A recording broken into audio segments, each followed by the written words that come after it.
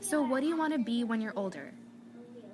I want to be a police and I want to be a horse rider. Let me see if I can find one.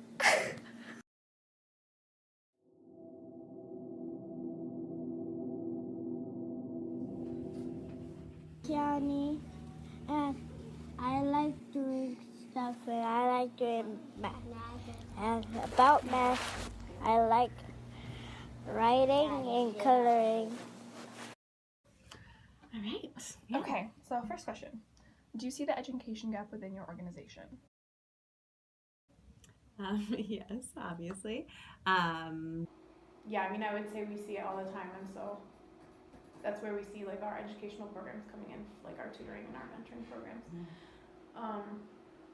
Definitely like on the opportunity side of it. I think I see it more in contrast to different programs I've worked with. Preparatory preschool program at Equinox Gym, and I worked with kids who weren't 3, who knew all their letters, some letter sounds, words that sounded the same way, and then I would go to Jumpstart and work with like 4 and 5-year-olds who were still learning a lot of letters. So it's definitely at that young age you see it. And Boston is generally better than other major cities, I think, a lot better than other major cities in terms of its public schools, but it's like, that's like scary.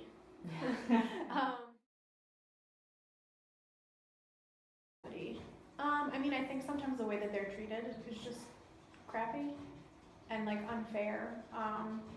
But there's the whole like Black at BLS thing, and like now I guess it's Black at BPS or Black in BPS. Our youth have had those experiences, different levels, but and so I think certainly that affects their level of feeling comfortable and welcome in their schools, which certainly can affect their ability to learn.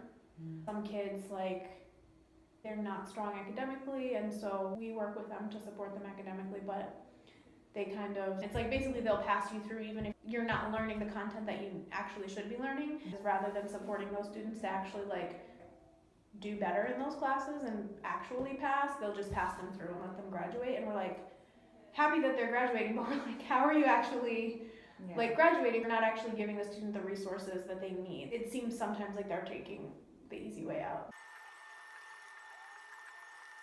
The under-resourcing of the high schools with money financially, I think, is definitely part of it. It's very challenging because yes, it's related to income, but not necessarily in all the ways you think. I mean, more often than not, it's parents who are working really hard to provide the best lives for their children, which might mean not being around as much or working a second job and not able to support as much academically. I think it's also like a variability from high school to high school.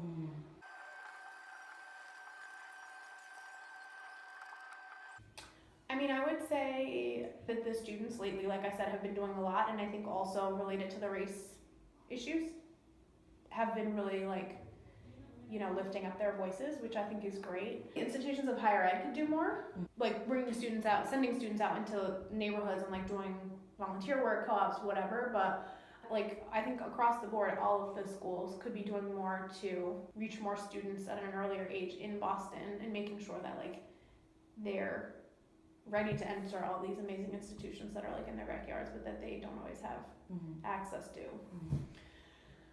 Or just because of the fact that there's so many institutions of higher ed in Boston. I mean, it's like education is complicated because it's like everything kind of trickles down from the federal level. But yeah, I don't know.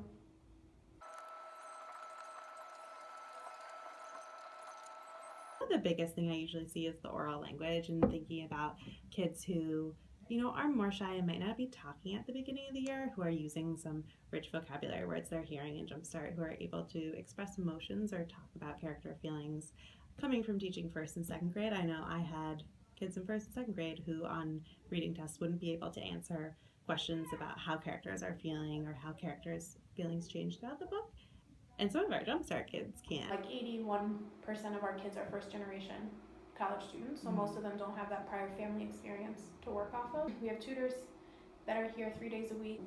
that's a big area where we provide support to the kids, and then also when they're in their senior year, helping them with their college applications. So their mentor meets with them every week. So with the mentoring components of our program, part of it is exposing them to just like what is college even like, what is beyond high school, or making sure that the youth know what different types of things you can do in college, what you can study, and then what type of job that can lead you to. All of our mentoring is focused on that, basically. The idea is to really think about closing the achievement gap before it starts. So On the education side of things, I think we always hope to get their minds cracked open to kind of all the different options that they have in front of them. Perhaps they didn't realize that they had, and that then they also feel like they're getting the support and the tools to be able to get there if they want to.